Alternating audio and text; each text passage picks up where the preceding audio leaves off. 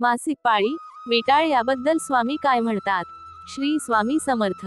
मासिक पाळी विटाळ याबद्दल स्वामी काय म्हणतात याबद्दलची स्वामींच्या काळातील एक सत्यकथा. नमस्कार मित्रांनो, आशीर्वाद स्वामींचे या चॅनेलवर आपले स्वागत आहे. आम्ही आपल्यासाठी रोज नवनवीन माहिती प्रसारित करत असतो. ही माहिती आपल्यापर्यंत पोहोचण्यासाठी आपण आमच्या आशीर्वाद स्वामींचे या चॅनेलला नक्की सबस्क्राईब करा. श्री स्वामी समर्थ. स्वामींनी आपल्या कारकिर्दीत कधी सोवळ्या ओवल्याला महत्त्व दिले नाही. त्याची त्यांना अत्यंत चीड होती. एखादी अडचणीत असलेली बाई गर्दीतून बसून दर्शन घेत आहे असे दिसताच ते स्वतः उठून त्या बाईकडे जात आणि आपल्या हाताने प्रसाद भरवत असत. विटाळ या शब्दाचा त्यांना फार राग होता.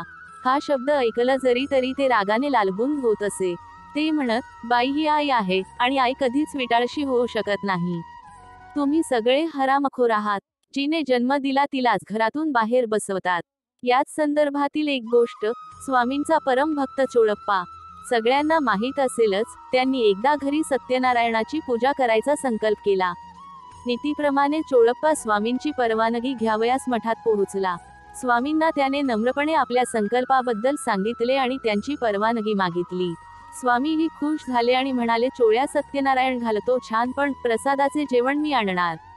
चोळप्पानी स्वामींची आज्ञा शिरसावंद्य मानली आणि प्रसन्न मनाने ते घरी परतले. आपल्या कुटुंबाशी चर्चा करून पुढील महिन्यातला योग्य मुहूर्त चोळप्पाने ठरला आणि पूजेची तयारी करण्यात चोळप्पाचे कुटुंब गुंतून गेले. पूजेचा दिवस उजाडला. प्रसादाची काहीच तयारी करायची नाही म्हणून चोळप्पाची बायको थोडी अस्वस्थ होती. पण स्वामी प्रसाद आणणार म्हटल्यावर प्रश्नच नव्हता. पूजेच्या बरोबर 13 दिवस अगोदर स्वामींचे अक्कलकोट मधील एक भक्त साळीकर, त्यांचे वडील वारले होते आणि पूजेच्या दिवशी त्यांचे 13वे होती.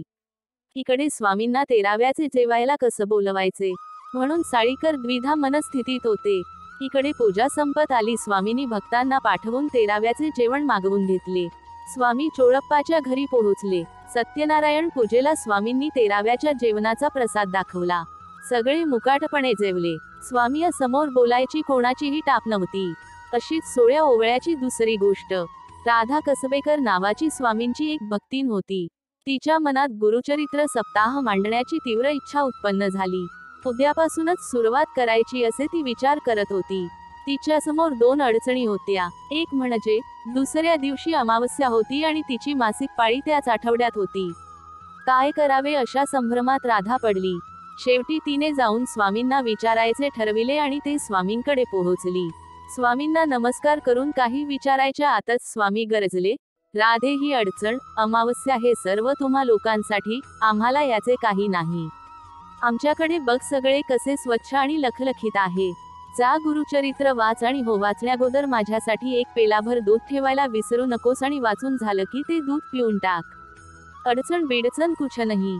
स्वामींनी सांगितल्याप्रमाणे राधेने गुरुचरित्र मांडले आणि रोज पेल्याभर दूध सुद्धा ठेवले. तिचा सप्ताह सुरळीत पार पडला आणि उद्यापनाच्या 2 दिवसानंतर तिची पाळी सुरू झाली. ही आहे स्वामीची लीला. स्वामींची लीला अगाध आहे. स्वामींवर विश्वास ठेवा, सर्व काही सुरळीत होईल. श्री स्वामी समर्थ. धन्यवाद. व्हिडिओ आवडला तर लाईक, शेअर आणि सबस्क्राईब करा.